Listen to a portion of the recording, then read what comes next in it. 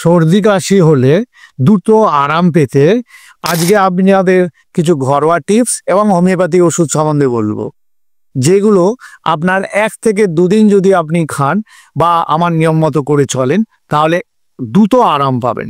এক হচ্ছে 1 কাপ গরম জলের মধ্যে 1 চামচ মধু এবং 1 চামচ আদার রস মিশিয়ে দিনে 3 থেকে 4 বার পান করুন। দ্বিতীয় নম্বর হলো গরম জলে ভাপ নিন। গরম জলে ভাপ নিলে আপনার নাক এবং ভেতরে যে কফ আছে সেটি অনেক তরল হয়ে যাবে এবং গলাও যদি ইনফেকশন থাকে সেটি ঠিক হয়ে যাবে। 3 নম্বর টিপস হলো তুলসী পাতা এবং লবঙ্গ ফুটিয়ে চায়ের মতো তৈরি করে বারবার সেবন করুন।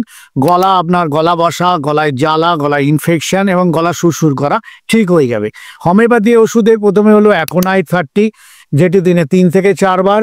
যদি হঠাৎ ঠান্ডা হাওয়া লেগে আপনার সর্দি জ্বর হয়, কাশি হয়, তাহলে যদি বেলেডোনা, হঠাৎ করে যদি গলা ব্যথা, কান ব্যথা, মাথা যন্ত্রণা হয় ঠান্ডা হাওয়া লেগে, তাহলে বেলেডোনা 3 থেকে 4 বার। আর যদি আপনার গা ব্যথা এবং হালকা কাশি থাকে তাহলে ব্রাইনিয়া 30, কাশিও কমাবে এবং কফ তুলতেও সাহায্য করবে। নমস্কার।